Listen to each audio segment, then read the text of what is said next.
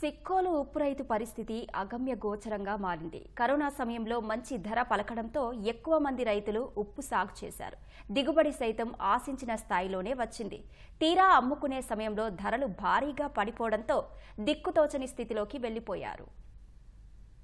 శ్రీకాకుళం జిల్లా తీర ప్రాంతంలోని సంతబొమ్మాలి, వజ్రపు కొత్తూరు, ఇచ్చాపురం, గారం మండలాలు ఉప్పు సాగుకు అనుకూలమైన ప్రాంతాలు. సంతబొమ్మాలి మండలం నౌపడ పరిసరాల్లో సుమారు 1500 ఎకరాల్లో ఉప్పు ఉత్పత్తి జరుగుతోంది. గత 2 ఏళ్లుగా ఇక్కడ పండించే ఉప్పుకు మార్కెట్లో డిమాండ్ పెరగడంతో ఈసారి రైతులు అధిక పెట్టుబడులు పెట్టి సాగు చేశారు. పంట కూడా బాగా పండింది. అంతా బాగుందనుకున్న సమయంలో మార్కెట్లో ఉప్పు ధర భారీగా పడిపోయింది. గతేడాది 230 నుంచి 180 రూపాయల మధ్యలో బస్తా ఉప్పు ధర ఉండగా ప్రస్తుతం 70 రూపాయలకు పడిపోయిందని రైతులు ఆవేదన వ్యక్తం చేస్తున్నారు. ఇతర రాష్ట్రాల నుంచి అధిక మొత్తంలో ఉప్పు దిగుమతి అవడమే ఇందుకు కారణమని చెబుతున్నారు. ఉప్పు నిల్వ చేసుకునేందుకు గోదాములు నిర్మించమని వైకాపా ప్రభుత్వం దృష్టికి అనేకసార్లు తీసుకెళ్లినా పరిష్కారం చూపలేదన్నారు. ప్రస్తుతం వర్షాకాలం ప్రారంభమైన నేపథ్యంలో ఉప్పు ఎగుమతి అవ్వక రైతుల వద్ద నిల్వ ఉండిపోవడంతో కరిగిపోయే ప్రమాదం ఉందంటున్నారు. ప్రస్తుత పరిస్థితిలో నష్టపోయిన అనేక మంది ఉప్పు రైతులు చేసిన పనిని వదిలేసి అప్పులు తీర్చేందుకు వలసబాట పడుతున్నారని చెబుతున్నారు.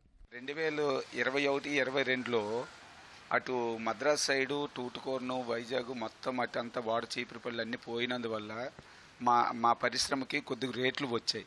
మద్దతు ధర అనేది లేదు. అన్ని పంటలకి మద్దతు ధర ఉంది, ఉప్పుకి అనేది లేదు.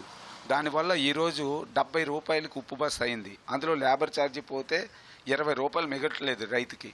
ఆ 20 రూపాయల్లో పండించేవాడికి ఎంత ఇస్తాం, మేమెంత తీసుకుంటాం పెట్టుబడిదారుడికి. అలాంటి పరిస్థితుల్లో నేను ఒక 500 ఎకరాలు చేస్తున్నాను. ఉప్పు రేటు లేక నేను మార్చి 31 తేదీ 24 సంవత్సరము విడిచిపెట్టిస్తాను. ఎందుకంటే లేబర్ ప్రాబ్లము.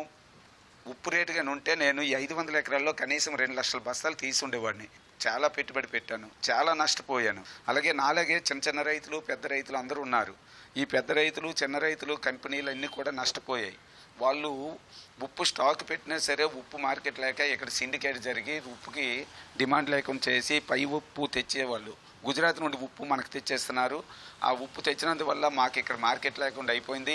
అందుకు ఏ రాష్ట్రం ఉప్పు ఆ రాష్ట్రంకే అమ్మినట్లు మాకు ఇప్పుడు ప్రస్తుతం మన గవర్నమెంట్లో, తెలుగుదేశం గవర్నమెంట్లో అది కల్పించి ఒక మద్దతు ధర ఇస్తారని వీళ్ళందరినీ రిక్వెస్ట్ చేస్తున్నాను. ఉప్పు రేట్లు లేవండి. పండిస్తాను మేము కష్టపడుతున్నాం కానీ రేట్లు లేవు. ఉప్పు లాగలేదు కొద్ది రోజుల వరకు. అలాగా అయ్యి ఆ తర్వాత మేము ఇబ్బంది పడితే సాగుకర్లు లాగారు. కొంచెం తక్కువ రేటుకి ఎత్తిసారు.